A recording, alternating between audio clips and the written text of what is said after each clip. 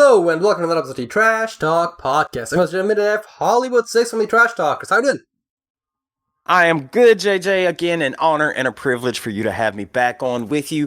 Love being here with you. Love our conversations and excited on what we do today, my friend. Well, it's really not that exciting, but due to recent events, I figured let's talk about the US's propensity for school shootings, which seems like a uniquely American problem. I know there's one that just happened in your neck of the woods as we're recording this. I think it was today.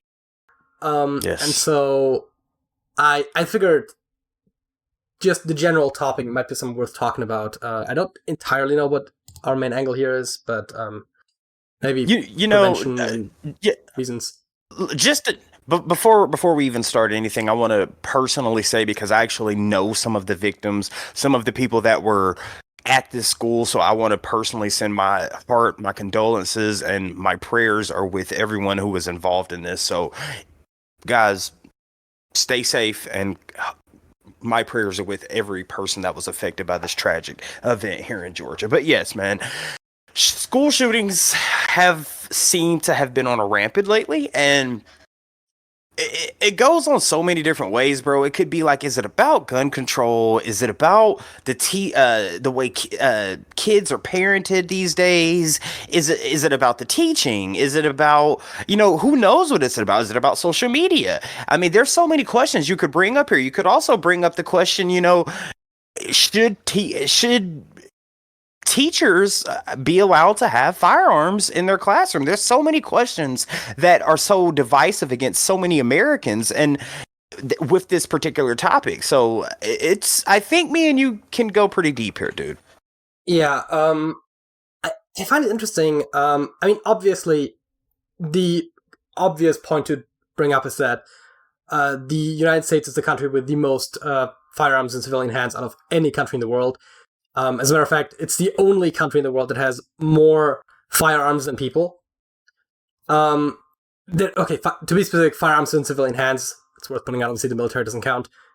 But that is kind of obviously one thing. And I think also, if you look at other countries that come somewhat close, I mean, there are some countries that are generally like not very stable, right? Which obviously aren't maybe the fairest comparison. But if you look at other industrialized countries that have a lot of guns, Switzerland comes to mind. There, most of the people that have guns got them after going through military training, right? So you go through military training and then you're allowed to keep your gun. Right. I think they might also, I don't know if it's the case in Switzerland specifically, but in a lot of European countries you have laws about properly locking up your firearms so that no one else can have access to them, especially children. And so it's also one of those things, right, where oftentimes, and I don't know the specifics about the shooting that happened today, but oftentimes the story is, right, that like when like a teenager shoots up their school or even some other event, right, it's oftentimes that it's their parents' guns that were either not locked up properly, or sometimes obviously it happens that like there is a gun safe with a code and the kid just happened to know the code, which isn't entirely avoidable for like that age of children, of course, that they might find that out. But like if you're not even trying to lock up your guns, you're kind of just waiting for something bad to happen. So that I think also definitely goes into it. But I will say the majority of the cases that I have heard have been, again, when we use the word children, we're talking anyone below the age of 18. I would assume we're on the same page there, right? Yeah. Okay. So I would go on a limb to say that the majority of these cases are children who had access to the firearms through their parents. Maybe not all were locked up properly in a safe like they should be locked up, but even if they were locked up in a safe, once your child becomes able to drive 15, 16, 17, you're like, okay, hey, here's the number to the case, just in case something happens. No pun intended there, but just in case something happens, here's the case to the gun. Now, before we go a little deep in here, I do want to ask you a question. Do you, or how many people do you know personally, friends of friends of parents of friends that you know, how many people do you know personally in Germany that own a firearm? So I can't know for certain, obviously, because there might be some people who just hasn't come up about it. but where I like definitively know it, there's one, which will be my uncle. He's a cop. So obviously, owning a firearm is kind of like part of the job, right? And actually, I'm assuming it's. I actually don't know definitively if it's his personal property, but I've definitely there was definitely a time when like he came off of work and he came to a family event and he just was still strapped, so, right? So he definitely goes around with a gun occasionally, although usually not that commonly in his prime time either. It's just like he came off work, so he just happened to still have a gun on him. So I'm pretty sure it's not his property. It's the government's property that he's happened to carry home with him. Maybe he didn't have time to go home and drop it off. But where I'm going here is this: you brought up earlier that America, there's more guns than people. Now, here's where it's a little tricky because, especially in the South, me being from the South, I'm just going to take the South out of it. Us being Americans, we have a Second Amendment right. Our Constitution says we have the right to bear arms, and that right is not specifically made for people to go out there and arm themselves and hurt innocent people or children to go to these schools and hurt innocent people at these schools. It's meant to protect yourself against tyranny. If the government happens to come after you, you have a right to bear your arms and defend yourself and defend your property. So it's in America, when you say there's more guns than there are people, that's because we have a right to have that. If you're not a felon, if you don't have, hell, now in Georgia, they just recently passed, as long as you're not a felon and you don't have any violent crimes, you don't even need a permit anymore. You can just walk in the store, do your background check, get your gun, you're good to go. Which it's a yin and a yang thing, because myself being a gun owner, there's a responsibility where it comes to have a firearm. You know what that firearm can do. You know what that firearm is capable of. And if you have children around that firearm or who's going to see this firearm, then you, as a parent, which I am not a parent, you should teach that child, hey, this is a no-no. You do not touch this for any means necessary. You also be a parent, like you brought up early, and say, hide those firearms. Put them in a place where they don't find them. Put them in a locked up safe. But then you have to get to the point, okay, my child is competent. My child he's 16. He's driving. He's taking his best friend to school every day.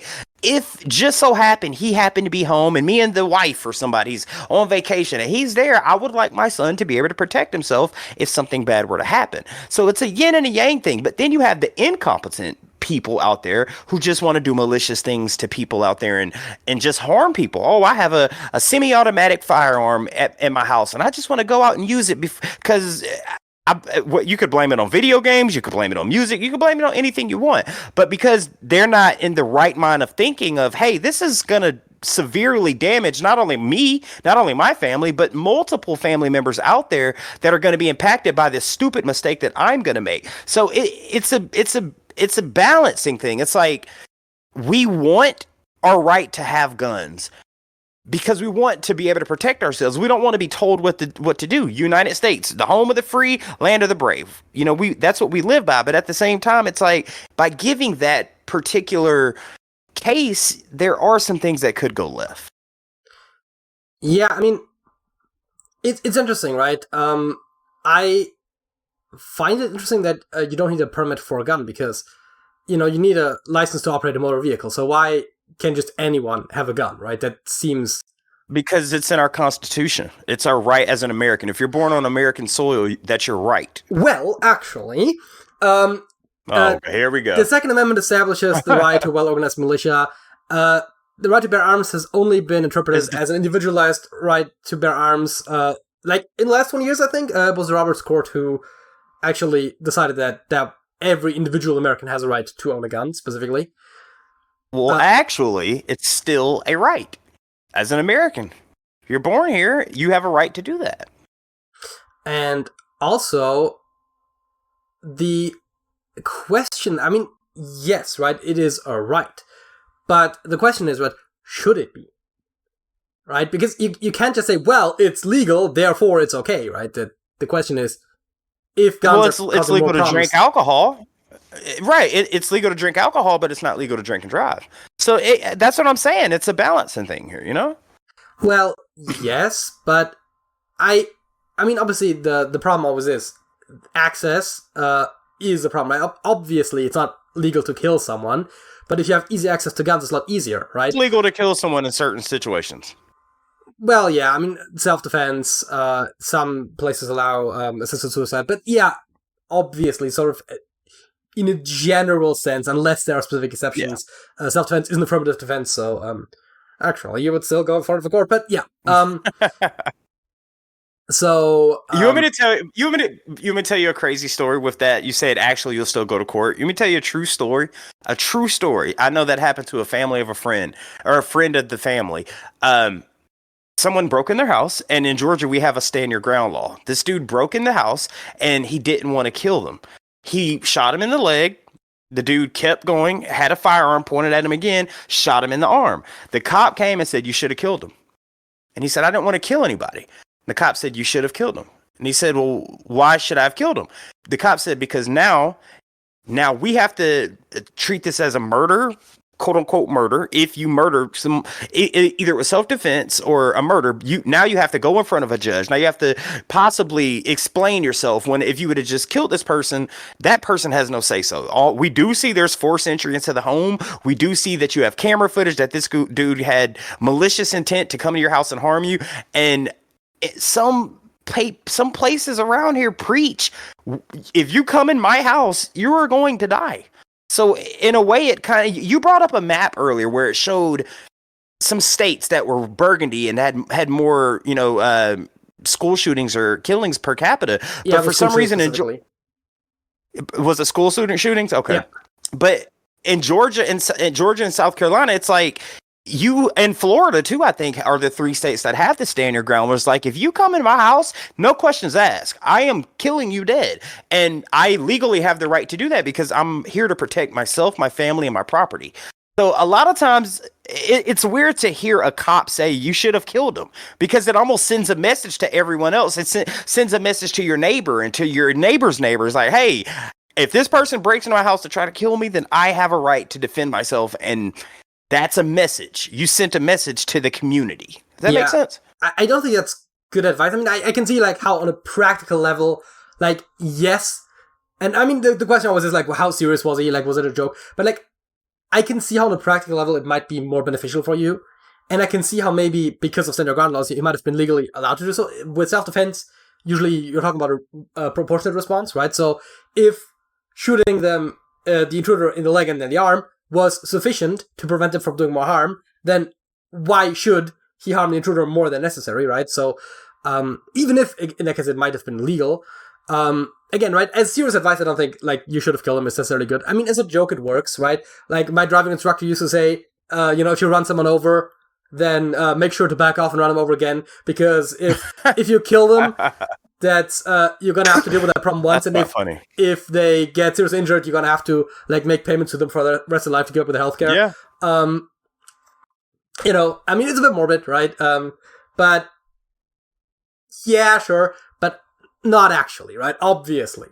And I think with the killing thing is also where I don't think, even if it might be legal, which you can argue what exactly the laws should be about self-defense and stand your ground, because obviously you have to be able to defend yourself at the same time.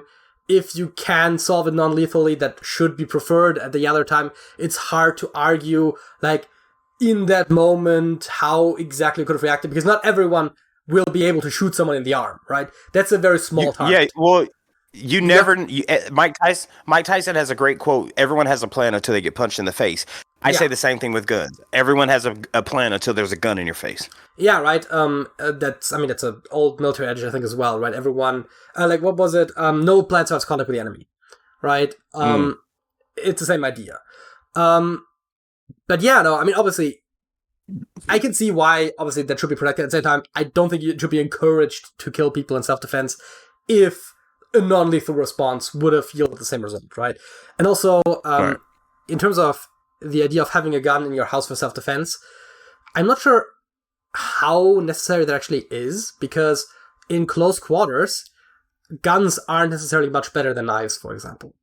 right? Yeah, but that's so now let me stop you there. I do believe if you are an upstanding American that is able to legally carry a firearm, you should have a firearm.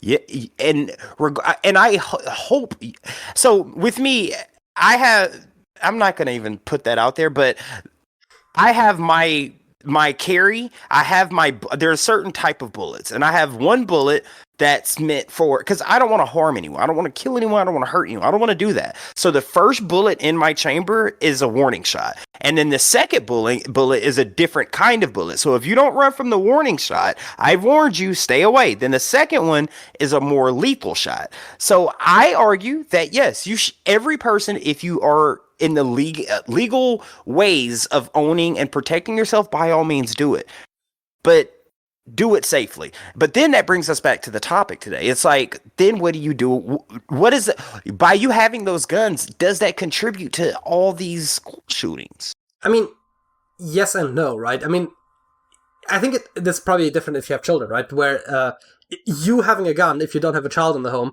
doesn't really make a difference for the school shooting statistics, because there's not really any risk of the gun getting in the hands of a child that would then shoot up a school.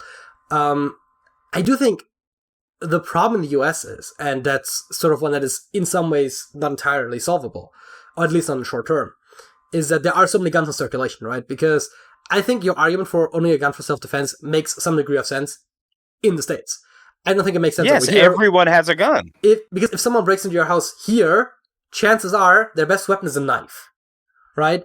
And so having a gun then to defend yourself isn't absolutely necessary. I mean, obviously, yes, a gun, like if you have like at least like 1 or 2 meters of distances, well, maybe not one, but if you're like more than an arm's length away, then obviously with a gun you can respond without injuring yourself much more likely than with a knife. But it's not as necessary then to have a gun yourself, right? And so with the circulation of guns already being there, it's a problem, right? Because people always say, right, criminals don't care if having a gun is legal or not. But if there are no guns really making the rounds to begin with, or not a lot of guns in the country just at all, then criminals also will have a hard time getting their hands on them. And also, especially like petty criminals like burglars, who oftentimes are not part of like an organized crime organization where they could easily get access to guns. I would argue the burglars probably the worst. The burglars come in your house while you're sleeping, middle of the night. I'm just saying, like, burglars are less organized, so they would have less access to guns if there were no legally accessible guns. Because if you're like in the mafia or something, then you'll get access to guns, like, obviously. But if you're like an individual who commits crimes, then you need other criminal connections to get access to guns if no guns are legally accessible. Therefore, in a country where there aren't as many guns, people like burglars would most likely not have guns. So, it sounds to me like you're saying, get rid of guns, get rid of the problem. Is that basically what you're saying? Obviously, right? Because, violent crimes are going to go away. I couldn't disagree with you more. I couldn't disagree with you more. Because get rid of the guns, it's impossible. There's always you take away all the guns, there's still going to be guns, whether they're under the radar or above the radar. They're always going to be guns. Get rid of all the drugs, there's still going to be drugs. Everyone's going to have them. So I would fight as an American, even if I may not agree with a point that you're like, for instance, if someone goes out there and say, I am all for, if they go out there and they say, I'm all for the most heinous act ever, I may totally disagree with it. I may think they're the stupidest, most dumbest person ever. Like, why would you say that? But as an American, I will fight for your right to say that. Because, again, freedom of speech. You have the right to say whatever you want.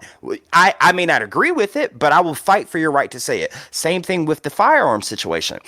I don't agree with criminals having guns, but if you take it away from the people who aren't criminals, the people who do have to protect their family, their livestock, their jobs, their companies, their children, their everything, you take that away from them, that just gives the criminals an advantage because there's always going to be guns. So if you take away the good abiding citizen, I haven't committed a crime in my life. I've never had a speeding ticket. Yet you want me to turn my gun in. Meanwhile, every mafia member, every gang member that you brought up has one. So now it's full reign on me when I can no longer protect myself by your logic of saying just get rid of guns. That means the upstanding citizens, they've gotten rid of theirs, but the criminals that you brought up, they still have theirs, which gives them free reign. I mean, yes, but also, again, organized crime is maybe not the one that you would necessarily expect to have the most contact with, right? It's usually, if you are, if you're running up against crime, then it's usually, again, we're talking like burglars. Obviously, pickpockets are a big thing, but those are generally not armed, right? But you're generally talking about those kinds of crimes you're much more likely to be a victim of, right? You're not, right? Like, gangs mostly shoot at each other. It doesn't matter if right now the reason that map you showed me earlier, the reason Georgia, South Carolina, Florida are in yellow is because those criminals know that usually 90% of the homes have the firearms that they have. That's why that number isn't so big, because it's like, hey, and I know that was more towards the school shooting thing, but the criminals know that. I don't think homeowners having guns affect school shootings. But I'm it pretty does, sure, but the other way around. Yeah, but I'm pretty sure if you found a similar map that said, hey, you know, what were the statistics in states where people aren't allowed to have guns? The criminals, if they know, well, hell, they don't have any guns because every civilian just had to turn those over. Well, I'm not a upstanding civilian. I can just walk in their house, take everything I want, kill everybody in that son of a bitch. But being able to, I'd rather have it than to not have it. And then with your whole close quarter situation, you know, I get it. A knife is basically the same thing when you're close quarter versus having a gun. But that's the thing. That's where the saying comes from. Why are you bringing a knife to a gunfight? The gun is going to get you away before you're even closer to getting me. But I think we're getting off topic here as far as the school shooting thing. Yeah, I suppose. It's interesting to me, though, mass shootings and school shootings in particular obviously come up, but mass shootings in general happen a lot in the US, right? And I find it interesting because in Germany, and obviously smaller country, right, about a quarter of the population of the US, every time there's a violent attack where someone gets injured or killed, like that's national news, usually for like at least a week, right? We had, actually we had 2 stabbings in the last couple of weeks in Germany, both of whom ended up being national news. I think one for longer because it was a Syrian immigrant, which has a whole other baggage with it, whereas the second one was by a mentally ill woman. But oh, wow. You had, so again, right, you had 2 stabbings that both made national news that happened in Germany in like the last month, I guess. And those, I don't know if they were the only ones this year, but they were definitely like the only ones in a couple of months, probably. And like every time it makes national news, and in the US, right? I mean, you do occasionally hear about school shootings and mass shootings, but then when you look at the annual statistics, I don't think I've heard about mass shootings in the US. I mean, I was obviously not there, so that might contribute to it. But I feel like you don't hear about as many mass shootings in the US as happen, whereas it seems almost like in Germany, you hear about every single time, like a knife attack happens. I mean, school shootings generally don't even happen that much. Okay, you want me to tell you why that is? You can go to Walmart, you can go to IKEA, you can go to your local gas station and buy a knife. You don't have to have a background check to buy a knife. That's why they're more readily accessible over there. Guns happen to be more readily accessible here, but like you said, knives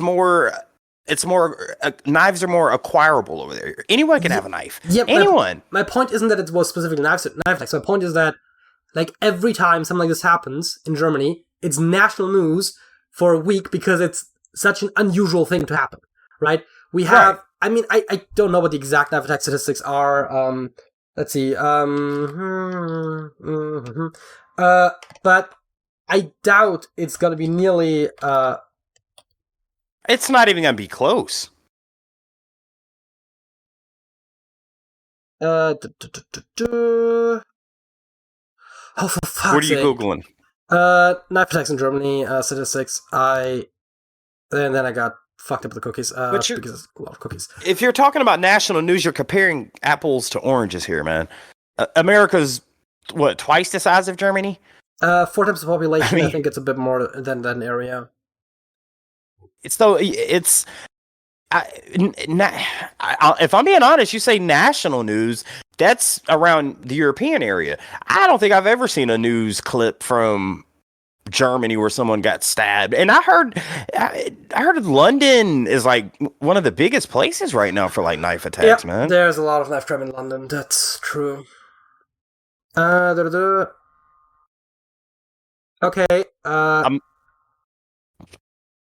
Oh god, I'm curious on what you're doing. I was trying to find statistics, but it's a freaking text article, and there's like some statistics mentioned in between, and it's not even entirely clear what they're referring to unless you read the entire freaking text, which is not. Bavaria, great. I was hoping for, yeah, Anyway, yeah.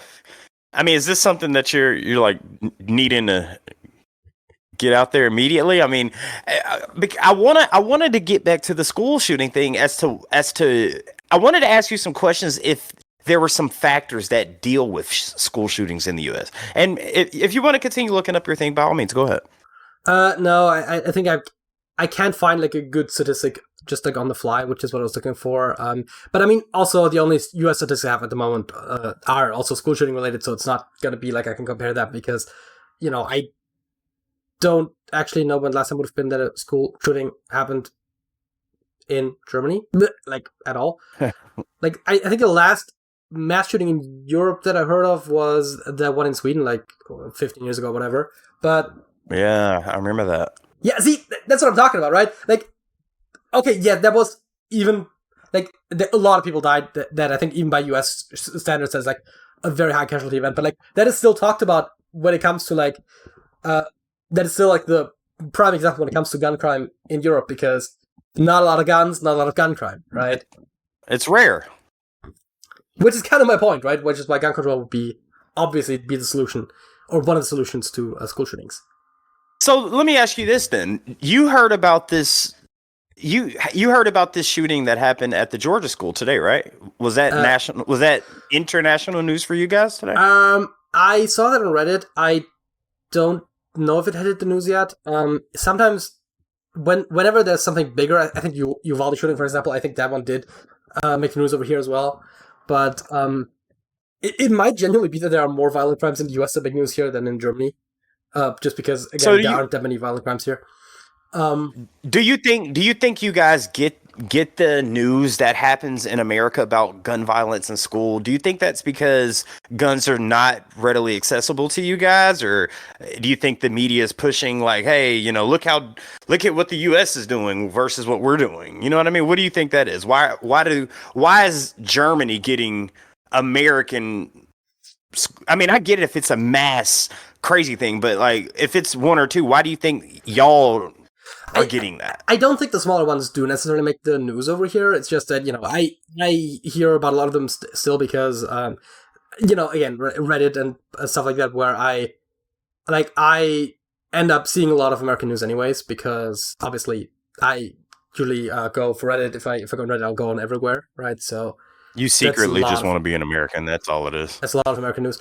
God no.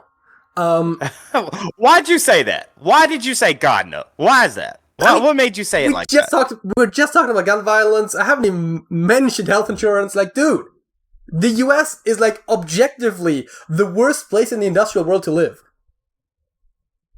You know what? Let's just move on from there. Okay, I want to ask you this now with the school shooting thing. Do you? And I know this. Me being half black, half white. I know you're probably gonna go with statistics because there's more white people than black people. During Columbine, during the Virginia Tech, during all the big school shootings, and my heart and prayers goes out to all those people who were affected by that. What do you think it is with just why is it only white people that are in this? Like, why have you never heard of a black school shooter? What is that about? I mean, first of all, white people is maybe not the most accurate, right? You could just say white boys, because when's the last time you've seen a girl shoot anything?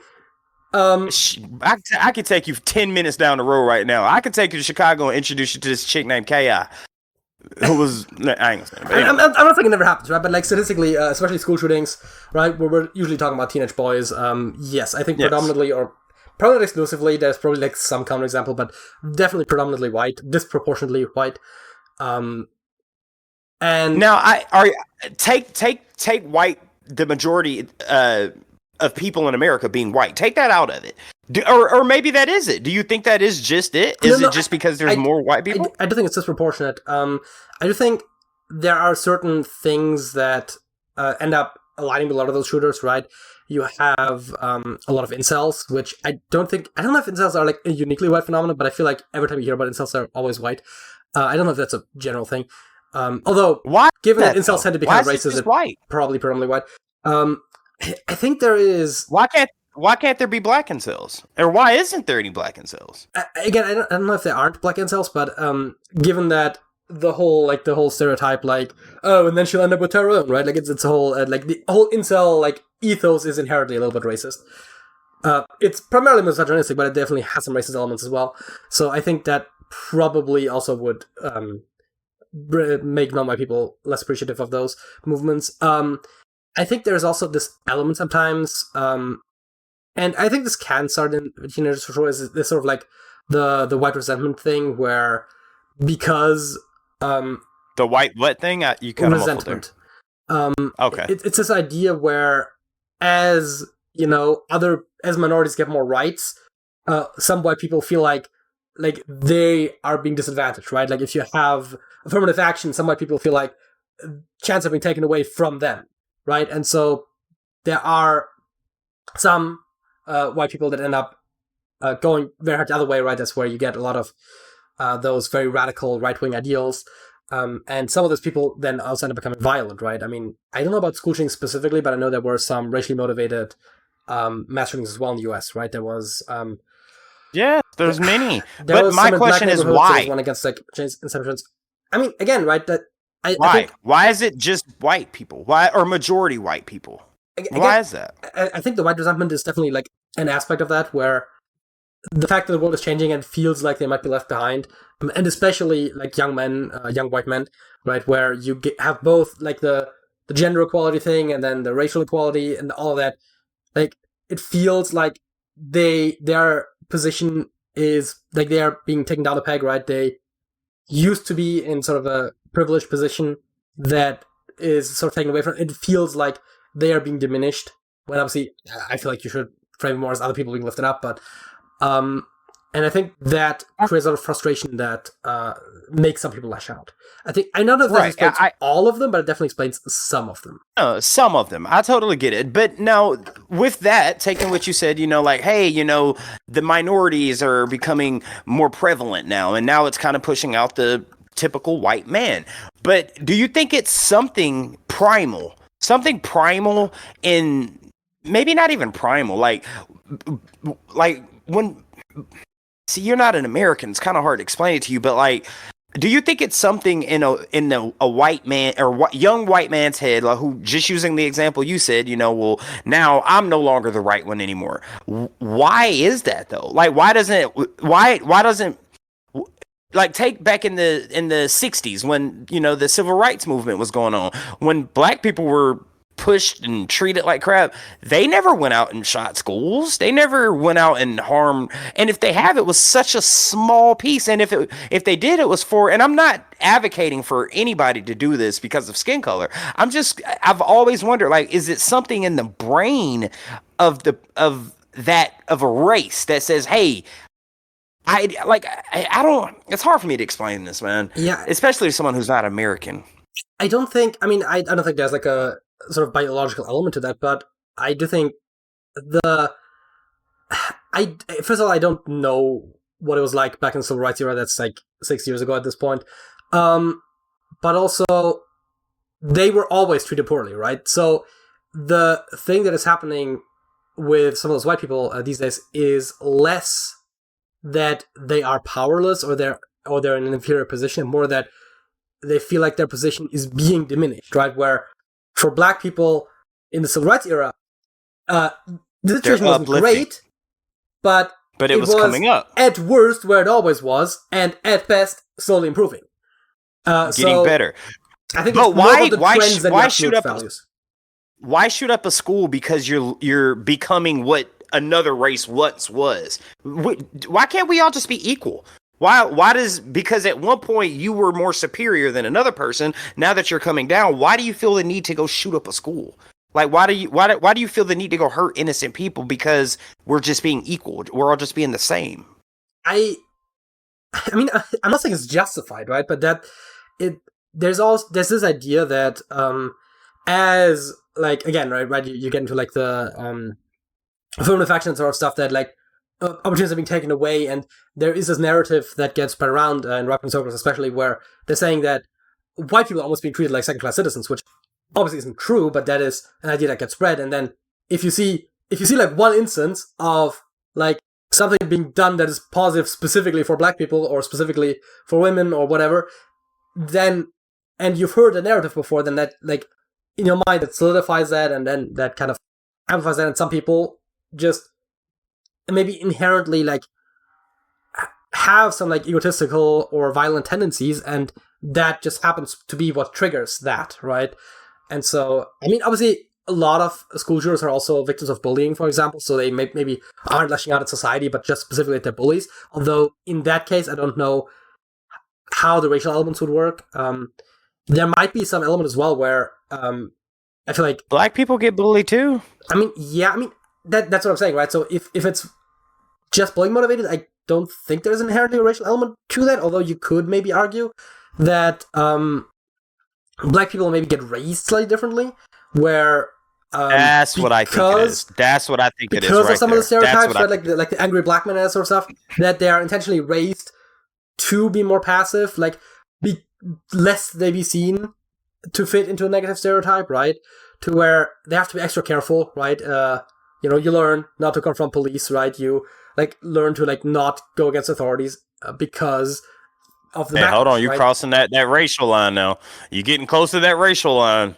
But go ahead. But, I mean, we're literally talking about race, right? But I do think there is an element where black people might be raised differently, and absolutely. I think there's also less entitlement in black people. Again, just as like a cultural thing gets handed down, right? Because you kind of come from a background of not being in a privileged position, right? So you don't necessarily expect to be, right? You understand from a young age that if you want to go somewhere, you have to work twice as hard as everyone else. And yes, for the white people, it almost feels like it's kind of natural, right? There used to be the central progression, right? You go into a place, you give the owner a firm handshake, and they give you a job, right? Like that. I mean, obviously, I don't know to what degree that was ever true, but that certainly isn't true anymore. Like, irrespective of what race you are, this is not how the world works anymore. But it does then feel like, you were told from a young age that like, there's a certain way the world works, and there's a certain natural path, and then you find out that's not how that goes, and it is to some degree understandable why there might be some backlash. Now, obviously, that is excessive. Then, if you then start killing people, that's obviously not proportionate. But it makes sense why some people would then feel the backlash. And again, I don't think that's part where the racial aspect comes into it, because I don't think anyone besides white people would have ever like grown up with the expectation that things are going to go well for them. And being in the South, being someone who's biracial, the black side of my family when I was a kid lived in the country / hood. And then the white side of my family lived in the trailer park. And the black side didn't F with the white side. The white side didn't F with the black side. So, but at the end of the day, we were all still poor. It didn't matter. We were all poor, everybody was poor. The white side was poor. The black side was poor. And you had brought up the way you were raised. I really think that probably is the key, the heart of where it all stems from. It's like, again, I think I've brought this up, that children repeat what they hear and mimic what they see.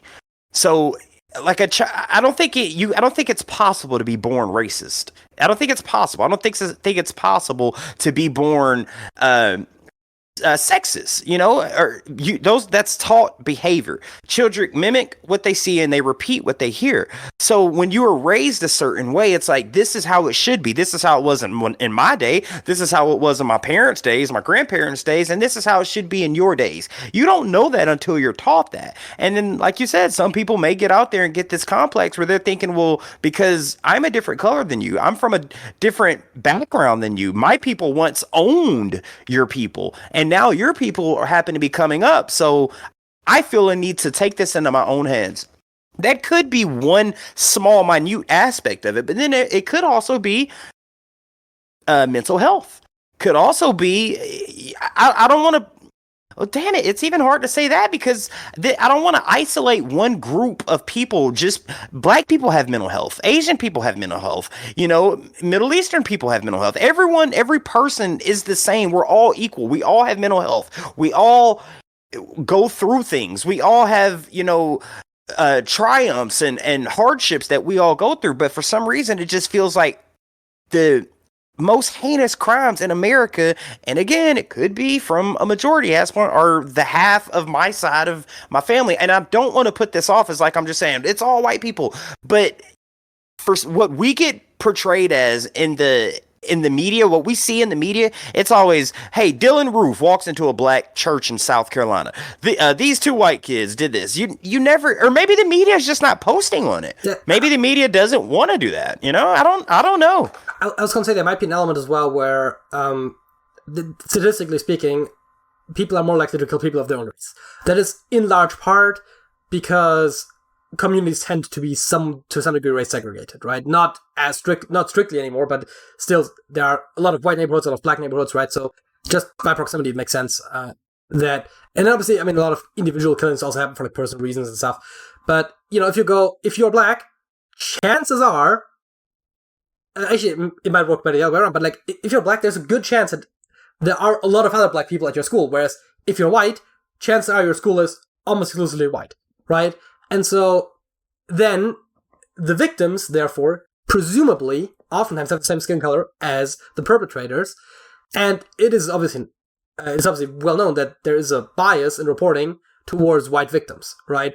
Like, the media is going to report more if a white person gets killed than if a black person gets killed. Now, that is in a vacuum, of course. If there's like a black politician gets killed versus a white, like, trailer trash person gets killed, obviously that's like not comparable. But like similarly situated, otherwise identical cases, the white people are going to draw more attention. I mean, I don't know, man. It's because you hear. I don't know if you know what O Block is in Chicago. Do you know what O Block is? Okay, it's a very rough part of Chicago that's pretty much black dominated, and it's called Chirac. It's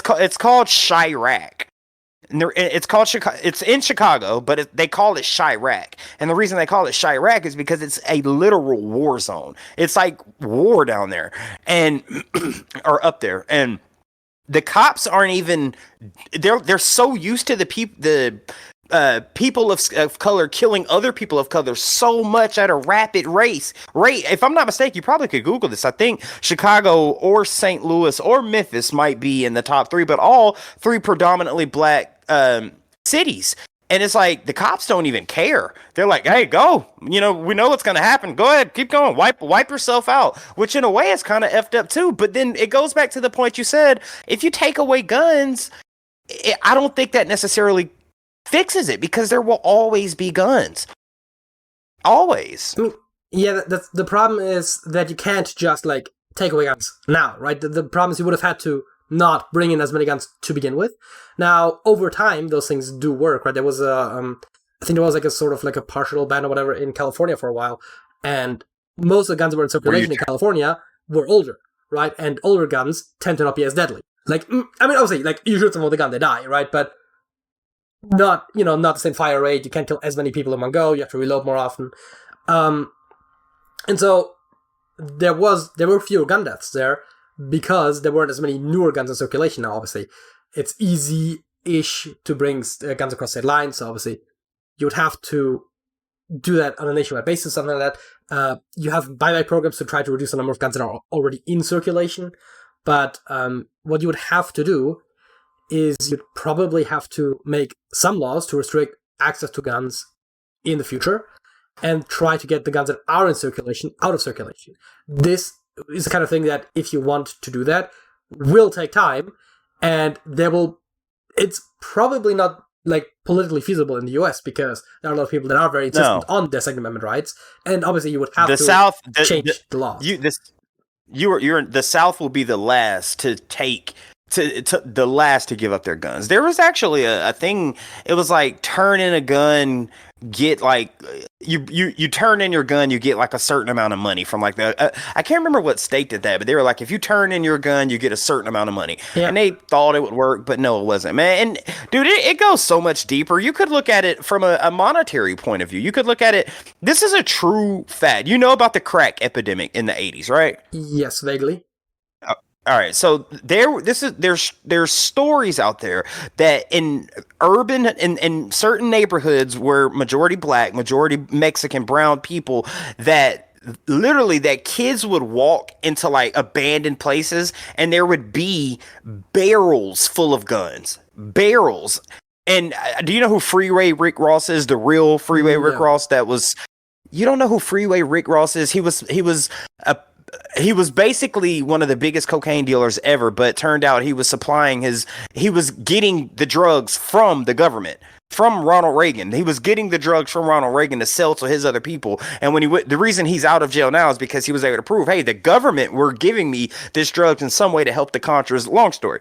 But there's stories of him saying, dude, I remember when I was a kid, right at the height of the crack epidemic, you know, your 15-year-old kid would come to school and say, hey man, look what I found in the train alley. He's got a freaking MAC-10. It's like the government was specifically placing firearms, guns in urban areas to kind of, it seems like that they would just to wipe out that area. You know, it's a bunch of crime going on there. Let's just give them guns. Let's infest them with drugs. That way we can lock them up, which makes us money in the prison system. They kill themselves. Well, guess what? Now we got funeral homes are going up. You know, cemetery prices. There's a money aspect to everything. You know, they kill each other. Well, now that race is gone.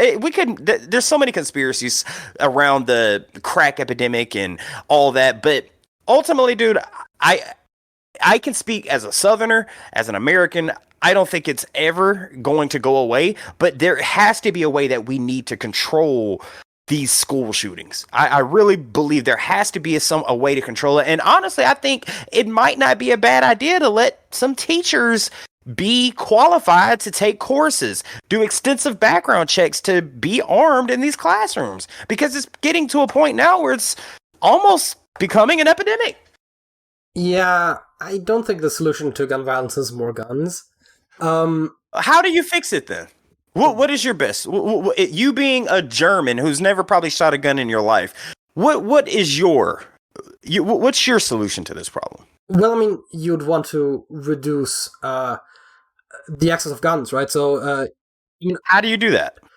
First of all, I think legally requiring people to properly lock up their guns would be a good way to prevent children from having access to guns. I think universal background checks, I think to a large degree there are already background checks, but A, there are loopholes, and B, I don't think they are everywhere. And I do think that gun permits do make a lot of sense, right? Even if, based on the fact that the US has a Second Amendment, you might want to set a fairly low bar, but I think there's also things, in order not to get about school shooting specifically, but there's also the ideas about taking guns away from domestic abusers, for example, which is not currently the case, which obviously prevents a lot of other kinds of murders, not necessarily, I mean, that's not related to school shootings necessarily, although kids from broken homes are more likely to commit violent acts, so there actually might already be like a very small impact that would have on that, but I mean, gun violence in general obviously is a problem, and so there are a lot of those like smaller measures that could at least make some incremental changes, and then obviously, I do think having good access to mental health services in schools, right? Like psychological counselors. Now that I agree with you with. That could help the children if they are in like a difficult position. I think that could definitely help someone. here comes another problem. If that child does have access to, hey, you can skip PE and go visit a therapist on your fifth period, and then that person again could be, subject to bullying. Oh, look at old Peter. He's got to go talk to the counselor. He's got mental health. When as parents, as people who have a developed brain, we're like, yes, put someone in the school for these children to talk to. They're going through things just as much as the average adult is, if not more. They got to know if they fit in. Do their hormones are going crazy. But then at the same time, you got, oh, look at old Jimmy. He's going to talk to old, he can't handle his problem. Dude, it's such a crazy slope, such a weird situation where it's like, you do this, this happens. You do this, this happens. You do this, this happens. It's a I don't think there is a clean-cut answer. I don't think there is. Yeah, I mean, going against bullying would also be another thing that is definitely, that's something that should be done. I mean, I know a lot of anti-bullying campaigns are stupid and ineffective, because just telling kids not to bully each other is not going to solve the problem, right? But if you tell a child not, when you tell a child not to do something, what does that child want to do? Yeah, that's what I'm saying, right? Those are ineffective. But I think actually having consequences for bullies would also be something that could help reduce bullying. And I'm not talking about those zero tolerance policies where if you defend yourself, you also get kicked out, because that's also stupid. But yeah, instigators, right? Like bullies, there should be consequences for that. And actually, those could also possibly benefit from counseling, because oftentimes bullying is the result of some sort being of bullied, insecurity, or a bad home environment, childhood traumatic. Yeah, so yeah, there could also be help there. I mean, you don't have to take an entirely punitive approach, although I do think having at least some possible negative consequences for bullying might still make sense to try to disencourage it. But yeah, I also think that there are some things that could be done just to make life in general better, right? You could try to have better social security systems so that poverty is, for example, less of an issue, because obviously poverty is another thing that can lead to bullying, right? If you always have old worn out clothes, then obviously that could, for example, be a reason why you might be bullied. Also, kids that come from poorer backgrounds, oftentimes actually poor backgrounds, oftentimes also have poorer mental health, right? They feel less secure, right? And so that could also be another thing where just generally but I mean, that's obviously at that point I'm saying for every societal ill you fix, right, you have knock-on effects for other issues. But exactly, that's why I said you fix one, you get another problem. You fix that, you get another problem. No, but I'm saying certain problems, when you fix them, you actually help other problems as well, right? So again, if you address inequality, if you address poverty, I think you alleviate a lot of problems, right? But it's also not very popular, because there is this widespread belief that people are at fault for their own poverty, which oftentimes they're not. But also people are generally against government handouts, as it were, which is a silly perspective. But we're products of our environment, man. You only know what you know. You only know what you know. If I only know, ramen noodles and lowriders, that's all I know until you're shown, man. I mean, and that might be something too, I don't even know if kids still go on field trips, but it was cool to go on field trips. Hey, let me take you out of your neighborhood. Let me show you what this is like. And they're like, oh, wow, I can see and go somewhere else that I'm not continuously seeing every day. Wake up, bowl of cereal, get on the bus with the same people, come home, see the same house. Take them out the environment. Show them there's more to this place than it's just your 2-block radius. You know what I mean? I mean, yes. There's many things. I do assume that field trips still exist, or I guess once again exist, because there were presumably 1 or 2 years where those didn't happen for, public health reasons. The pandemic. Yeah. But yeah, I mean, that's obviously not a bad thing. I don't know if that's necessarily going to... I mean, it's always a question, right? We can talk about a lot of things that would probably help the well-being of children, which probably is one of the things that we can do to alleviate these problems. It's always hard to say, how much each of those solutions in quotes, is going to contribute to actually solving the problem. Now, one thing that I can tell you is that based on statistics that I've looked at, the trend is going in the wrong direction. right? School shootings have, so there's a CNN statistics here that have been going since 2008, and then after, like, 2010 through 12 is a little bit lower, and then it, like, ever since then it has more or less been steadily increasing, with the only significant dip being in 2020, for obvious reasons. And yeah, it seems to be going up year over year, the number of school shootings, so it's really something happening. And I do think that can entirely be explained by the amount of guns in the States, right? Because I don't know if the number of guns is necessarily steadily increasing, but if anything, the US is already oversaturated with guns, right?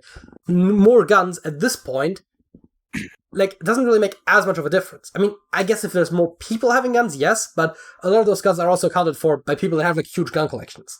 And if someone with a huge gun collection now has 10% more guns, it's not going to make a difference.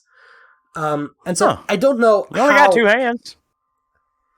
I don't know how you can really explain the increase by just saying there are too many guns. There are too many guns, but I think there is more to this, and I think mental health is probably one thing we can look to, because that is one thing that is getting worse, which obviously then correlates with the increase in school shootings, although you could probably point at a ton of other things that correlate, so finding the causal connection there, like proving the causal connection is not necessarily trivial, but yeah, I mean, mental health has been worsening, income inequality has been worsening, right?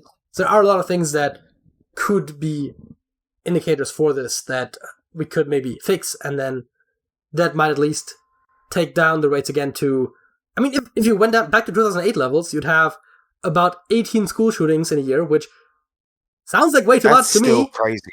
That's crazy. You had 82 last year, right? So that's like 4 times as much as a 2008. That's crazy, man.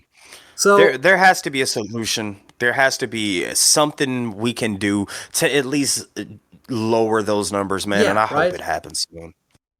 I do think also restricting the kinds of guns that people can own, right, would also help to some degree, right? Because why would you need to own an automatic weapon, right? Self-defense?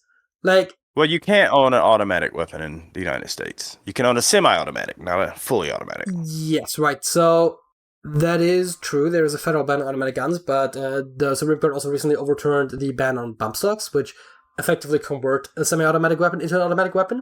We could talk about magazine sizes.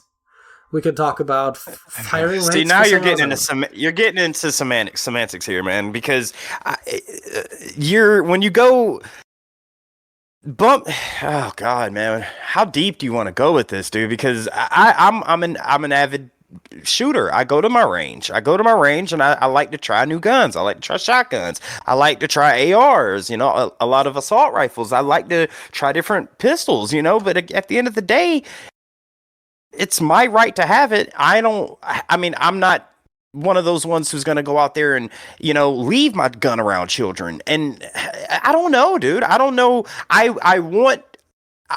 believe in my right, and every American right out there, that you can own whatever you gun as long as it's legal, as long as you're doing within the legal parameters. But there's something that has to be done with these school shootings, dude. There's something. Yeah. And you brought up. Go ahead. I do think it would be reasonable to restrict gun ownership to handguns for personal defense and for hunting rifles for hunting, obviously, right? But I don't see why you would need to have an assault rifle, right? Like, I just don't see the practical some assault rifles are used for hunting. Some are used for hunting, and some are used for what if you own 5 acres of land and you have a big fence from your land and you see 10 people coming with handguns. I prefer a assault rifle to not have those people come closer to my 5. You know what I'm talking about? If I can see them coming and it's multiple, of course I'd want an assault rifle. I'm not going to let them get closer. But, like, realistically, how often does someone, like, do armed gangs pull up on someone's property? Again, Google O-Block. Google O-Block. Google O-Block, Google St. Louis, Google North Memphis, Google Black Haven. It happens, man. And those people who, the 83-year-old grandma who's been on that same block her entire life, who ain't hurt nobody, I guarantee you she's got assault rifles ready, because the people around her are dangerous. And she's just, all she want to do is sit there and watch her TV shows, make breakfast, cook dinner for her grandbabies. But just in case, she needs to be prepared. That's just how I look at it, man. You're gonna have You're gonna have drunk drivers. You're gonna have people that go to the bar, start drinking, and be stupid to hop in a car and drive and do something that's gonna drastically change their life and probably take lives of others because you're stupid. But that doesn't mean we want to take the restrictions of every smart person, rational thinking person of people who drive a car. Like, why do we have to be punished for their stupidity? Why is that? Why you guys literally have a legal drinking age of 21. Because you don't trust people to be responsible. Like, that's a example. And they get it, they're 45, 50, 60, 70, 80, 22, 24, 25-year-olds that still break the law by drinking and driving. So, hey, this car killed 5 people on this interstate. So now we need to put a restriction on, hey, you can only drive during this time because there happens to be so many drunk drivers out at this time. Why should I be punished to drive during a certain time limit because there's more drunks on the road? I'm not drunk. They're the ones doing it. Lock them up, not me. Also, that would be another thing I would speak in favor of, the idea of maybe requiring some gun training before you can get a gun permit, before you can own a gun, right? Like some safety training.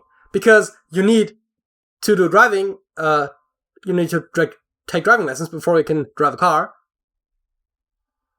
Yeah, you should do the same with the gun. I agree.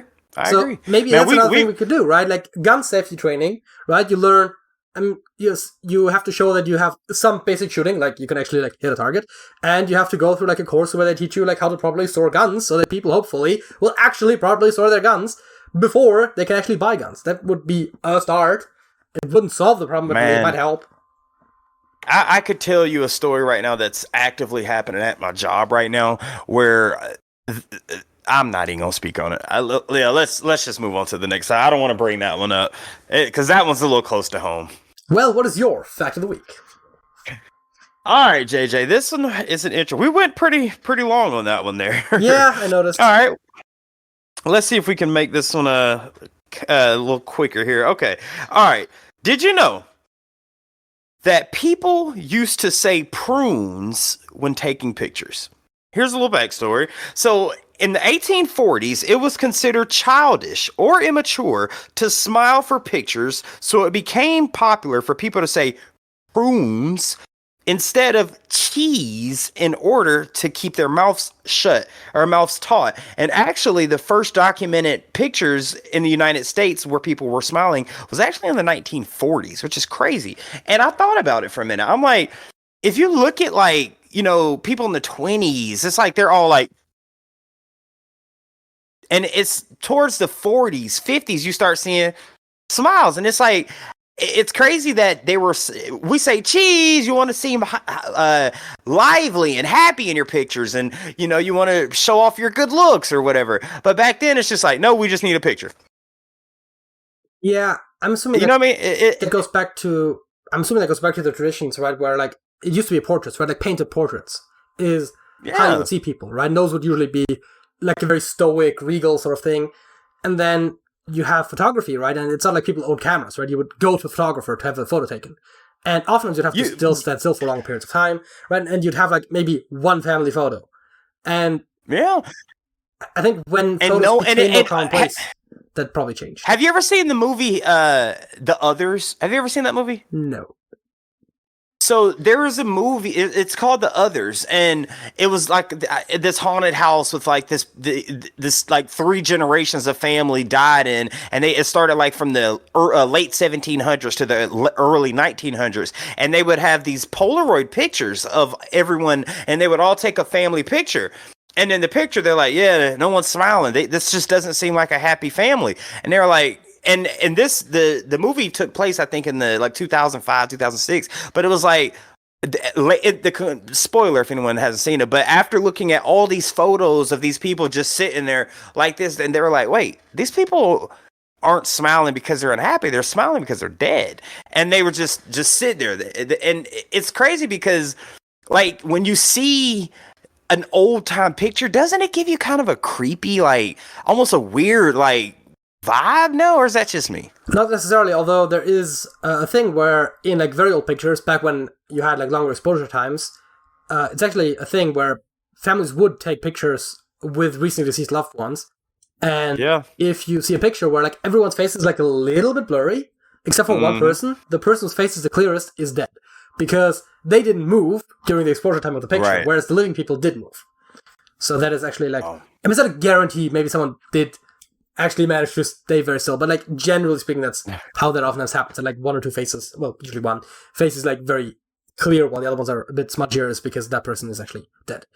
Apparently, that was a fairly normal thing to do, to get a family portrait taken after someone died.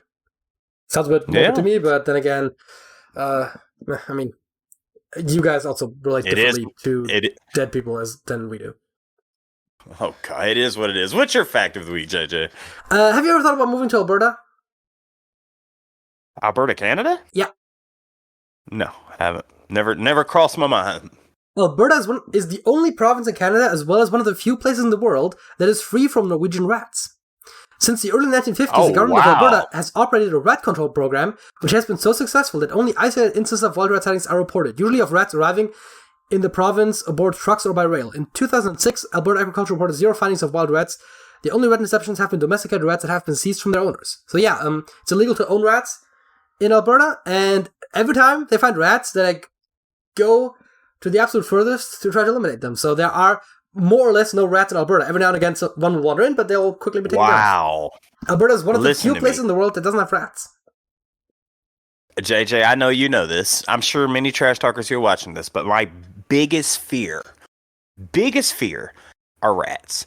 And god dang it, I might be trying to get up to Alberta here. I hate them something. And there's almost virtually none there.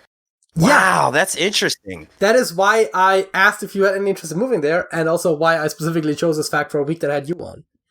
Wow, I appreciate your thought, your thinking into going into that with having me on as your guest today, because I hate rats, but that's actually pretty interesting, man. Yeah, because I was talking about this today. You know, if you think about any other animal out there, they play some role on the ecosystem. What role does a rat play on the ecosystem? Please give me one legitimate role. And I heard one. My mom was the only one that brought up one legitimate thing. She said it could be waste disposal, but you also got vultures, you got possums, you got things like that. But she also said, well, rats do carry disease, and they could be on the ecosystem for population control. That kind of made sense. But other than that, what beneficial role do they play to our environment? I mean, from the top of my head, it's just the typical stuff, right? They eat stuff and they get eaten, right? That's just... Right, getting eaten is helping the superior animal. Yeah. But what role, like worms? Worms, obviously, they do play a role on the atmosphere, irrigation with soil. You know, they eat dead things. What the hell does a rat do? To me, population control might be the best answer. It might be like, hey, maybe there's too many people on Earth. The rats need to. Oh, I don't even like talking about these, dude. It's crazy. I saw a map where they were like, it's like where rat populations are, and it's just basically the entire map is red except for like the Arctic and Antarctic areas. Like everything that isn't like freezing cold was red, except for Alberta. Oh. It's just like JJ, with all due respect, can we please move on from the rats, dude? Y'all, I'm sorry. I'm legitimate. I get my skin legitimately bumps. I mean, yeah. God. You started talking about them in general. I was just telling you that we're not in Alberta. All right, let's do Hurdle. Starting with Hurdle 60s.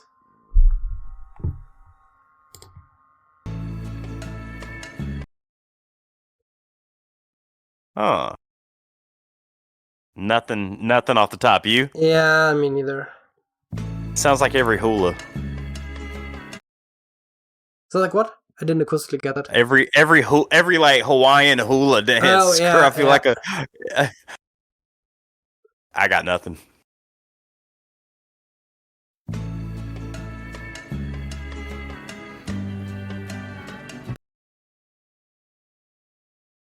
Nada.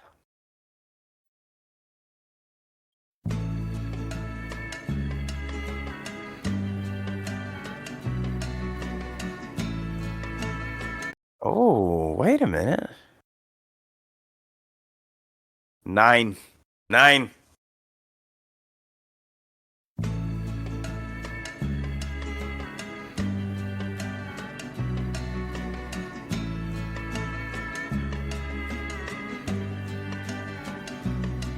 It's just music, just more of the same. Do you have anything at all in your No, I think it's literally just looping at this point, right? Like they're just playing the same notes again. I don't know, but it sounded like that to me. Let's listen to the whole thing and see if we get anything.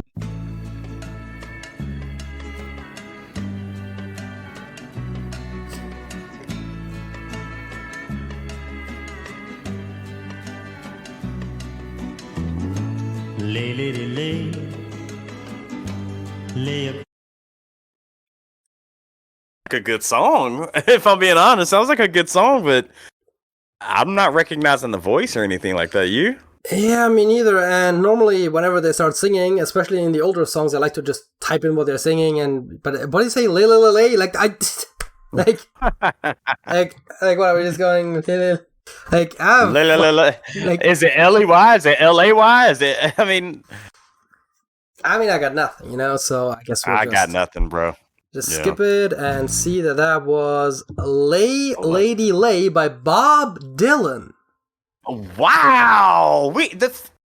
Damn, Smokey would have got that. Smokey probably would have got that one. I mean, yeah, he's not very bad. He's rather good at this, but he's not here today. So yeah, let's go to the 70s.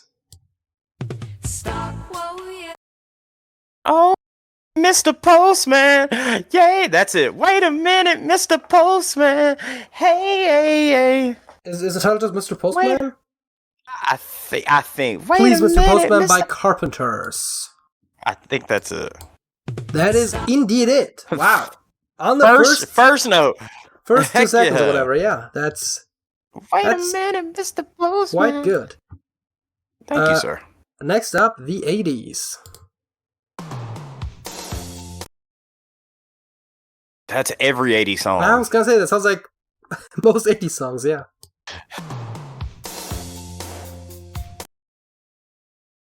Still, every 80s song. Those drums. Sorry, I interrupted you there. What were we saying? No, you're good. So keep going. As soon as I hear a vocal, I think I'll know this. Well, there's no guarantee that there is a vocal in the first 17 seconds, but let's try. I know.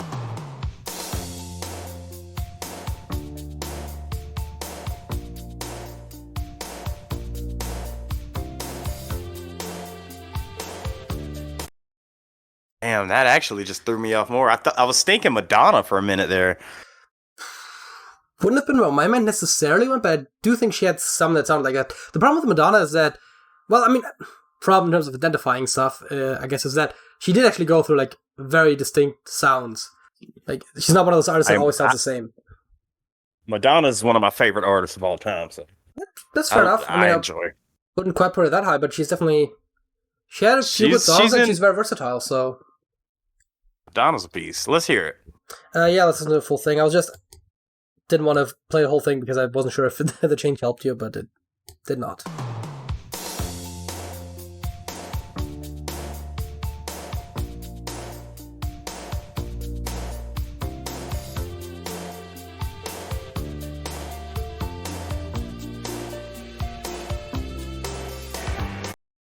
It literally sounded like it was about to start getting into vocals. Drop. I'll say I don't know what song this is, but I guarantee you it was either produced by Rick James or Prince. 100%. Well, it's not going to tell me that, but I can tell you who sang it. It's If You Leave by Orchestral Maneuvers in the Dark. Never heard of them. I have heard of Orchestral Maneuvers in the Dark. I have not... The title If You Leave does not ring a bell, though. Let's go to the 90s. 90s. Run that back again?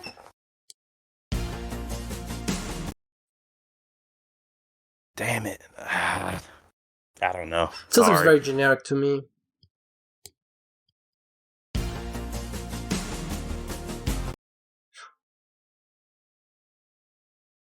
Yeah, I reckon that didn't help. No.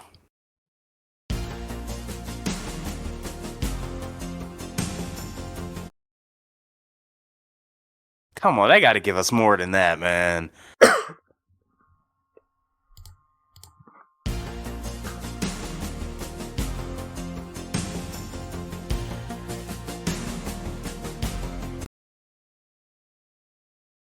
Usually you have some input. You got nothing?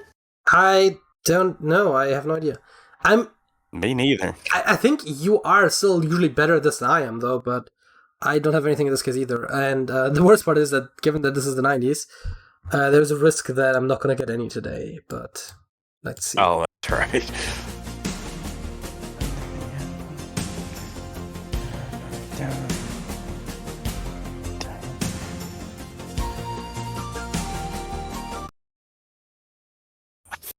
I have no idea, dude.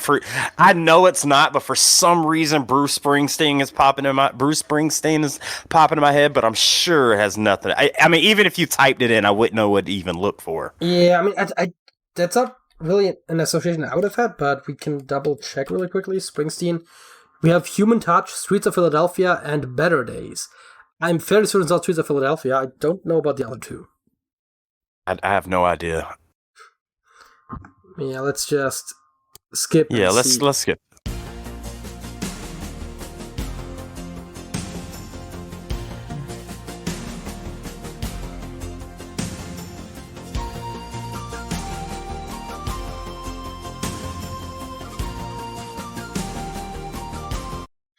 I mean, the flute doesn't really give me Springsteen, but now that you said it, the other instrumentals do vaguely sound like Springsteen instrumentals, but then again, that's not. I don't think it's anything too distinct. Yeah, I want to give you more input here, bro, but I really got nothing. We're not doing that well today, except for the one time where you really crushed it. I know. It's Savior's Day by Cliff Richard. I have no idea who old Mr. Richard is. I mean, Cliff Richard is something I've heard before, but I couldn't tell you any of his songs either. 2000s. We're getting closer to the present. All right, what we got? Oh, come on, That's man. every song ever! No, man. It's not just every 2000 song ever, it's like every other song just in general. Facts. Like, I'm pretty sure I've played that before.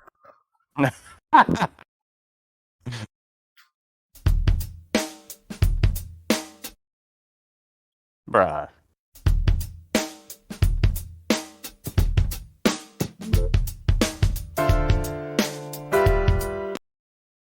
Don't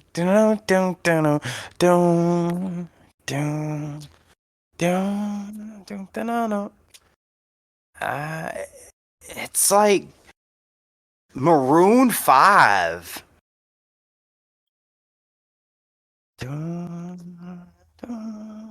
This Love, which I don't think it is, Wake Up Call, Sunday Morning, Makes Me Wonder, Harder to Breathe, and She Will Be Loved are the options for Maroon 5, and that should also be everything. I feel like it's gonna be I feel like it might be Sunday Morning, but let's skip another one. No, I mean, let's try it. It's not going to cost us anything to try. I mean, if it's not this one, then it's the other one. But I feel like it's definitely a Maroon 5 song. I mean, yeah, it may not be this. An incorrect guess is the same as a skip, so we might as well try. Okay, all right, go. It was correct. Oh wow, that was right. Okay. And let's see if maybe I can help at all with the 2010s. I'm surprised. It's Maroon 5 one got me.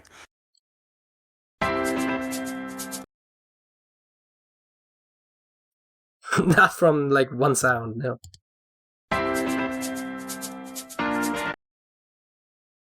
It sounds vaguely familiar, but... It's gonna do that. You might as well skip it twice, because it's just gonna loop itself.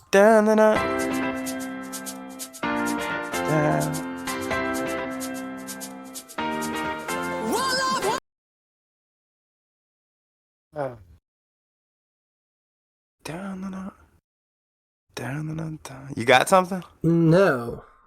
But you seem to do know a skip. Yeah, I feel like I might have something here.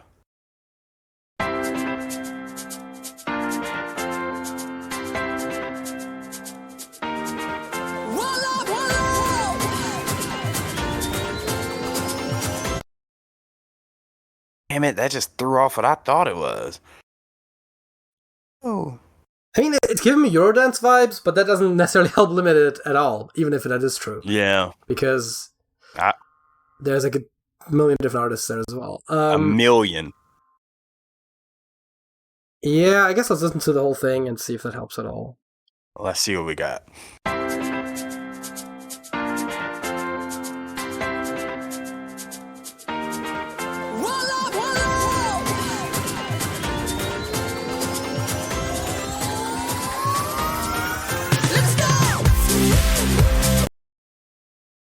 no idea, dude. I think the last one was the 7th. No. But even then, that wouldn't help. Because that sounded vaguely familiar. But yeah, no, I got nothing. I think you're on the spot. Who was I'm that? a Freak by Enrique Iglesias. What? Ah, that is right. God dang it. For some reason, I thought Latin artists. Dang it. Fair enough. Fair enough. Yeah, that was a little bit disappointing overall, I would say, but Hey, I got two. yeah, it's disappointing for me, I suppose. Okay. Which brings us to our second topic. Do you have the cards? Yes. I do have the card. JJ, let's do it. All right, let's see. We'll go through 2 or 3 of these right here. Okay. How do you feel about holidays? Are they joyful, stressful, meaningful, etc.? I think most are just days off, right? If you think about, I don't know how many. I guess you guys don't have a lot of federal holidays, but I guess I only have 2, but most of them are also holidays in every state, so it doesn't really matter the distinction. Anyways, no, actually, no, it's 1 or 2. Anyway, it doesn't matter. Most holidays are just like days off, right? You got. I can't even think of most of them, right? Like I don't. Thanksgiving, Christmas, Labor Day, Memorial Day, 4th of July. Yeah, I mean, there's all so many. except for Dude. Christmas of the ones you named, I believe were American ones. Like Christmas is one of the few that actually is one that actually I do think is a bit more meaningful. But I think outside of Christmas and to like to significantly less extent Easter, I think outside of those are mostly just days off. Christmas and Easter we do, and New Year's I guess, we do to some degree celebrate, although for Easter that's usually more just like a minor thing. It's more like just like themed candy, right? That's like usually like the main thing. It's not really like a big thing. It's a long weekend, right? There's maybe like some decoration, some themed candy. Christmas is a bit of a bigger deal, right? There's a exchange of gifts, obviously, with family members, right? That's a thing. New Year's, you obviously stay up all night, which I mean, I do anyways, but my parents usually don't, so that's also something you celebrate. But the question is, how do you feel about them? Are they joyful to you? Are they stressful to you? Are they meaningful to you? What are they to you? Yeah, how do you feel about them? I mean, that's what was the first thing I was getting at, right? The meaningful aspect, right? Where I think most of them are not meaningful to me, right? Most of them are just days off, right? But then you have Christmas, for example, I do think is meaningful, but I mean, I'm not a Christian, right? So to me, like, the whole, like, Jesus came back from dead or whatever, like, wait, that's Easter. Jesus was born, that's the one. Like, that is not really an aspect I personally care about that much, but, you know, it's a celebration with a family, you exchange gifts, and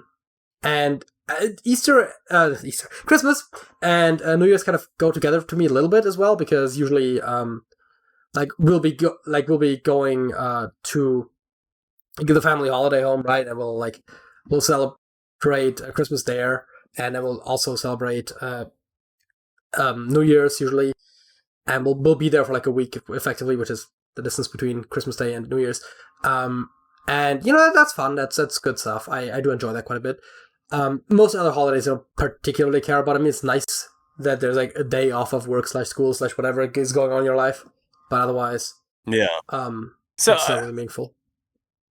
I'll answer with a more straight to the point. Yes, I love holidays, man. They're good. They're good days to have off, time to spend with the family. To me, not only are they joyful, they're also meaningful. It's also a good time to reflect on, you know, things that you have done with your previous family members, and time to show appreciation. You know, like you got cookouts and stuff like that you'll have, and you know, oh, you ain't seen your cousin in 10 years. You know, they're things that make you want to. I'll say other than, and I don't think being Christian has anything to do with celebrating it. You can still be joyful during Christmas. You know, I would argue most holidays now, as I'm an adult, are for the kids.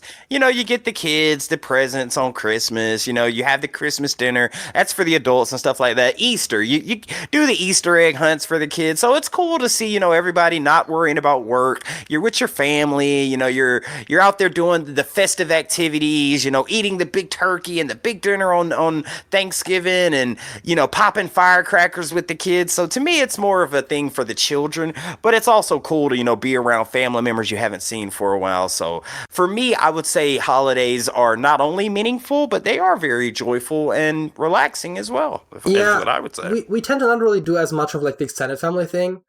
Like that's more sort of thing for various birthdays, right? Like it's like grandparents' birthdays and stuff. So that's usually when the big family gatherings start happening. I'm personally never been a big fan of those.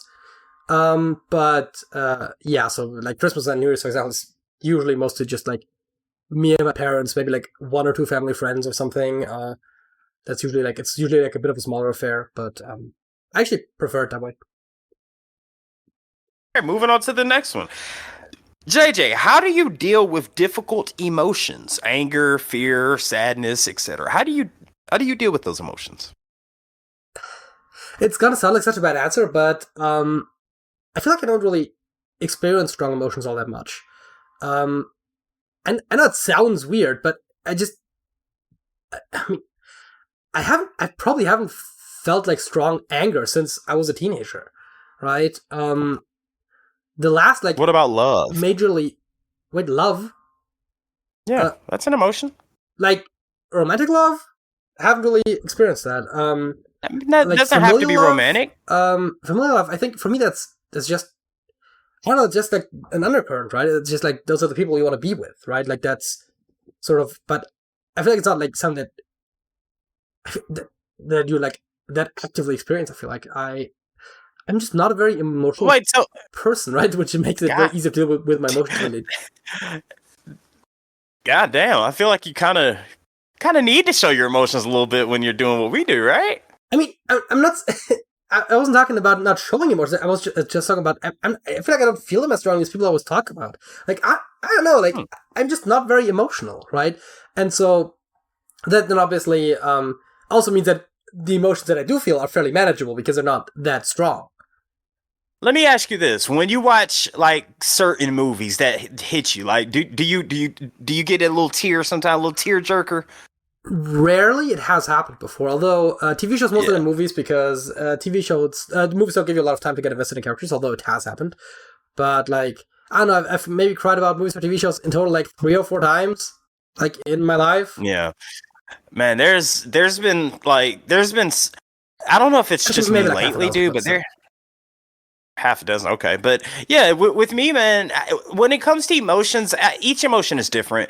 I don't get angry that much, and the way I deal with anger is, you know, I try to deal with emotions head on. You know, if someone says, hey, this is how I feel about this situation, okay, why do you feel that way? Is there something I can do to make you feel differently if I don't agree with the way you feel or I do feel agree with the way you feel? Or if it's like sadness, like if I'm sad, if I get sad, it's usually, you know, something's bad happened in my life to someone that I loved or someone that I care about. And the way that I deal with that, I mean, you know, sometimes it's with me, it's nothing wrong with going in the room, and I'm man enough to say I'll go in the room and cry. Sometimes it's okay to cry. Sometimes that's the best thing. Huh? It's very cathartic. Yeah, and very therapeutic as well. I mean, and as far as the love thing, like when we first started the Trash Talkers, you know, the reaction channel, we started to build, you know, a community, you know, feeling the love from all these subscribers, like that's an emotion. It's like, man, we've had messages where people are like, dude, y'all have like saved my life.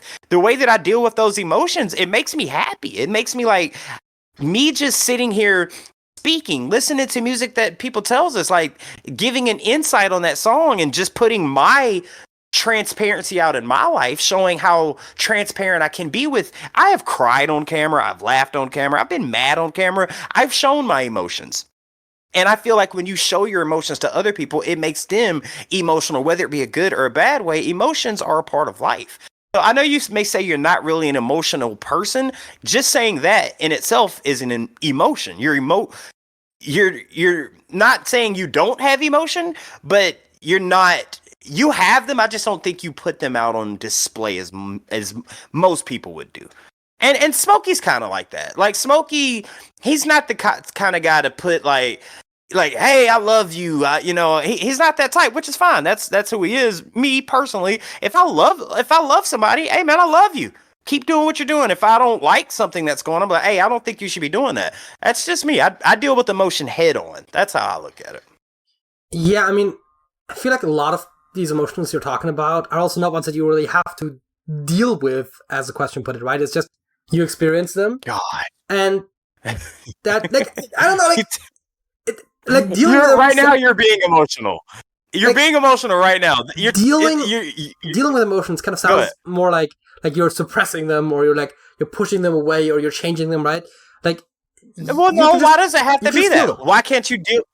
Yeah, then that's how you deal with them. You feel them. You feel them.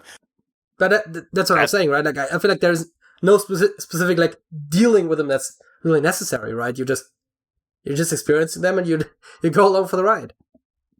Okay, that sounds like a good one. Now, this one I think is going to be interesting for you. When do you feel most alive? Huh.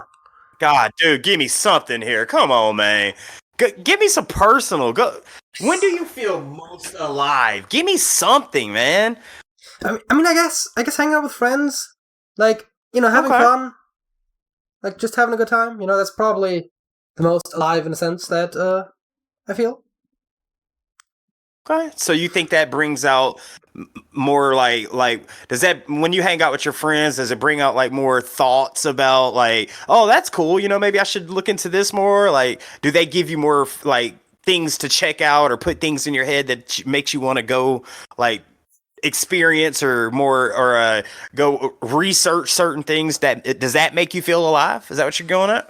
No, I think, if you hang out with friends, it's when you're probably, this is my experience, when I'm the most active, when, speaking of emotions, right, that's probably when you're experiencing the most, at least in terms of like the positive emotions, right, like joy and stuff. Like, I think that to some degree, I mean, yes, obviously there can be enjoyable things you can do by yourself, but at the end of the day, like, I feel like the sort of the most vivid emotions, again, the most joyful things are probably to some degree social. I mean, a bit awkward to say for an introvert, but I do think it's true, right? Where, like, oftentimes that is, like, the most fun thing, right? Like, playing D&D with friends, going to the movies. Well, obviously, if there's... While in the movies, you're a bit restricted by, other people being there. But, like, just, like, hanging out, that sort of a thing. Like, I do think that probably is the best thing I can think of. Yeah, I mean that's a cool way of looking at it. With me, man, this might sound a little weird to you, but when I feel most alive is early in the morning in the shower. Okay, yeah, no, I can see that. It's usually when I start waking up, so that's. Yeah, right when I'm in the, like, not right when I wake up, but the second because the first thing I do when I get out of bed, I take a piss, I get in the shower. It's the first thing I do. But when I'm in the shower, I don't know what it is, but when I'm in the shower, or not even, it might be something with the water element. Like when I'm in the pool, when I'm at, in the rain, when I'm in the ocean, when I'm in the shower, like I feel connected to like earth. I feel alive. Like it might be the elements of the element of water, but like in the shower, I come up with some of my best ideas in the shower, just laying in the pool, just laying in something that has to deal with water. Have you ever been in a sensory deprivation tank before? No. So you literally are floating in buoyant water with complete darkness and no sound. And you may think that you're not aware, but you see your brain just like it just overflows and you feel so alive. And I don't know what it is, but I really think that there's something with water, whether it be a shower, a bath, like it just makes you feel alive. I would love to know if there's some science or some research behind that, because I've heard many people, even this may sound crazy, but when people say they come up with some of their best ideas, not only in the shower, but also sitting on the toilet, that guess what's right under you? Water. Yeah. I mean, a lot of people, there has to be some connection with water and for me, when I say, and it even could go back to birth. When you're in the womb, you're in that amniotic fluid. You're around fluid, so maybe it just brings you back to something where it just makes you feel hell. When you're born, when you become alive, you're going through water. I don't know. There has to be something scientific there. I don't think that the toilet is necessarily something I would put under the water thing because you're not literally in contact with the water. But I do think the shower and the toilet, those are probably because those are the two main times in a modern society where you're not really distracted by anything else.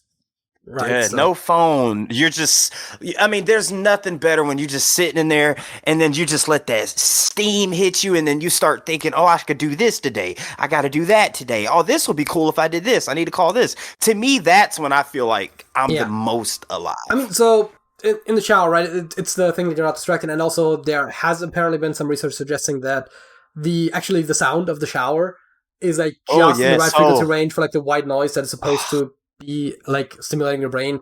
It sounds like a little woo-woo to me, but again, if there's research that suggests it, then maybe there is something to that. But I do just think that the idea of like how often are you alone with your thoughts, right? Like people, like as soon as there's some waiting time, people pull out their phones, especially in this day and age, right? So there's exactly, right. So there's always something, and I mean, if you're out and about, even if you're not on your phone, right? There's like people moving around you and like there's traffic or something, right? And you're always like somewhat distracted, but there's like moving in your environment. And if you're in a shower, like there's just you and the water, right? So there's not really anything else. And so I think that is what also contributes. I wanted to ask you that question because I wanted to see if you would say, because we had asked that question on one of our reactions, and the two most common answers were in the shower or in nature. And again, two things, if you have no bars on your phone and you're just left to just you, and you experience the earth, the elements, again, the elements is something about it. Like that was the two most common answers in our comment section was either water or earth. Just being, I don't know, man. It's something with the elements. I was just curious if you were going to say something around like, hey, being, and you being with your friends. We're social creatures. We're social creatures. You being around your friends, that brings out the alive in you. I can see it. Yeah, no, I do think. I mean, I'm not saying that I don't enjoy those other things, right? Like, obviously, like, yes, under the shower, you get your ideas and whatnot, but I don't think I would necessarily say that I feel alive. But then again, I feel like once I'm done with the shower is about the time when I'm like fully awake. So that's also the other thing where that's when you're alive. I mean, yeah, I guess, right? Like I get, but I guess alive's not literally the opposite of tired, right? So, or like, well, no, but I'm saying you're literally completely stripped. You're naked, no phone, just water and thoughts. That's it. You're literally what you are when you just came out the womb. That's when I feel most alive. Straight out the shower, man. Straight in the shower, I guess. And I guess that probably brings us to our songs of the week. What is your song of the week? My song of the week is a song that I recently just sampled because I was introduced to this band by a really close friend of mine, and they've got multiple amazing songs. The lead female vocalist is incredible, great song. Next podcast we do might be the song that I sampled of the song, but it's called "Fade Into You" by Mazzy Star.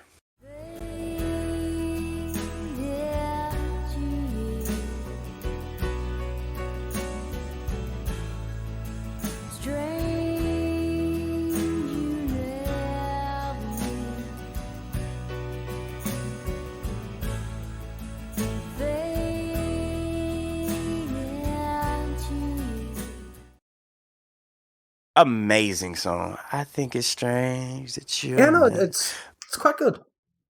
I like it. Amazing song, dude. That is 4 for 4. 4 for 4. I know you. Do y'all have Wendy's over there? The Wendy's fast food restaurant? I don't think so.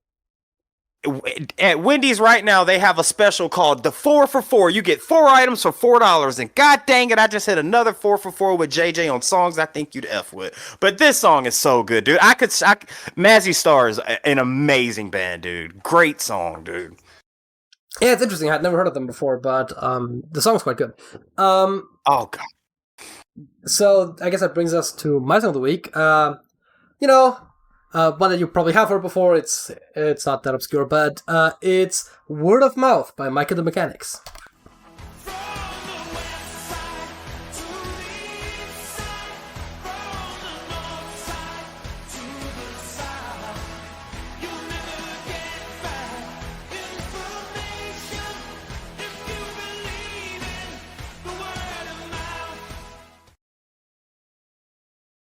Never heard of it.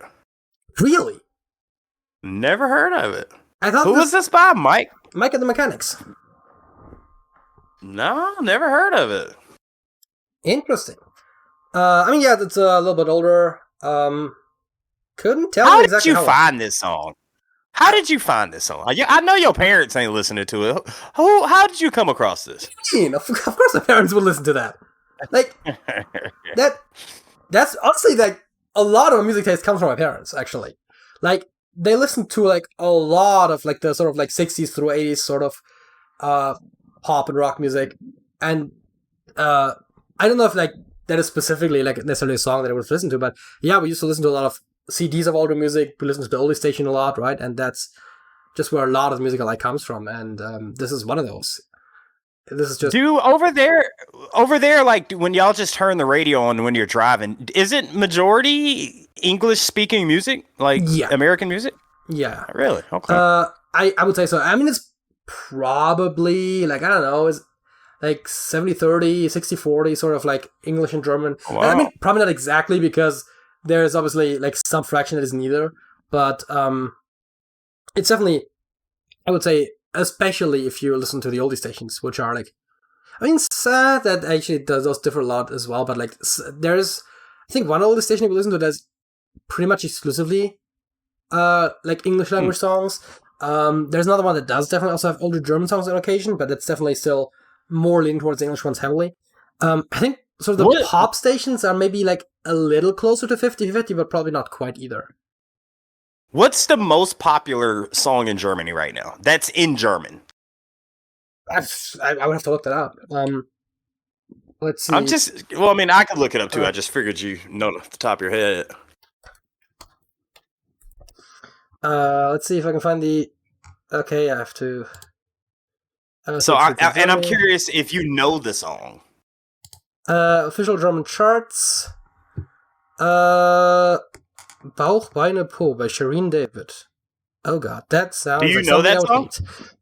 No, but it sounds like something I would hate.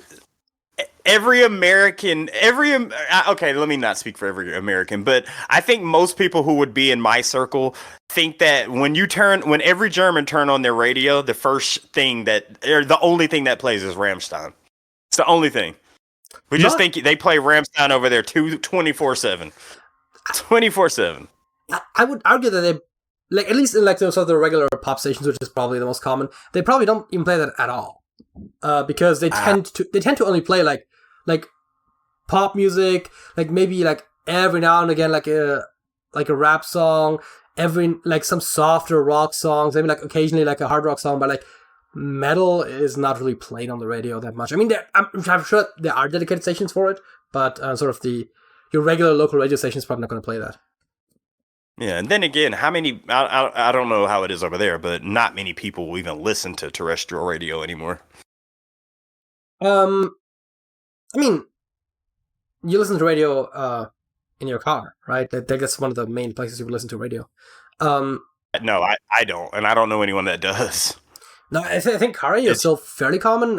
And then obviously I feel like a lot of people have at least one radio around the house, right? Like we often. I mean, I have radios, but you don't listen to like B98.5. We play the jams every hour on the hour. Everyone's connected to their phone, playing their YouTube music or their Spotify's or their Apples. It's their specific songs or podcasts, stuff like that.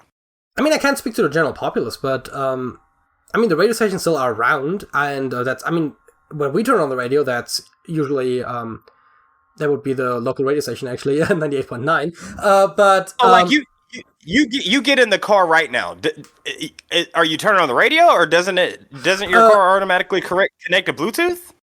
I don't think actually I just think my radio has Bluetooth. No, I have a thumb drive with songs that I use, and I don't currently have an antenna on my car, which is why I can't listen to the radio in my car. Right, but you're listening to to songs that you selected yourself to hear. Yeah, It's not listening. But Yeah, that's what.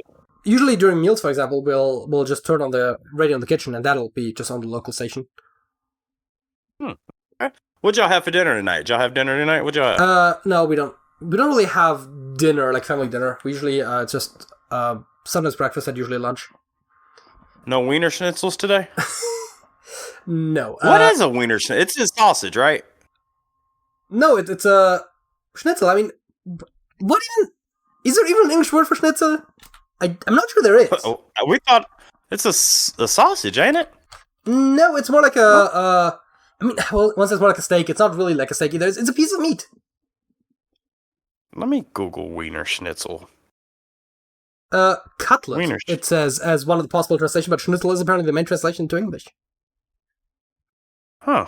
Cutlet served. What kind of. Oh, it's veal. Oh, wow. Interesting. Huh. And I might have some Wiener Schnitzel this weekend. obviously, the Wiener part refers to the city of Vienna, which is apparently where it's from. Yes, I get it. Like Vienna sausages. I get it. And that is notably not in Germany. Oh, exactly. No, it's Italy, actually, right? Austria. Yeah.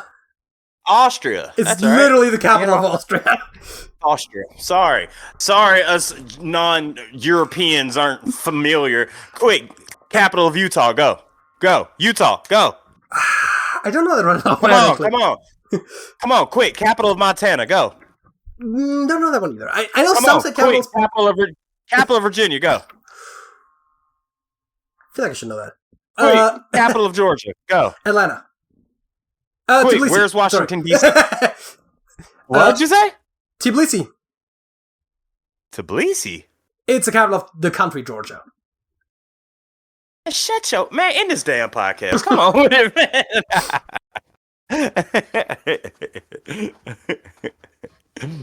But yeah, no, Atlanta is the capital of Georgia.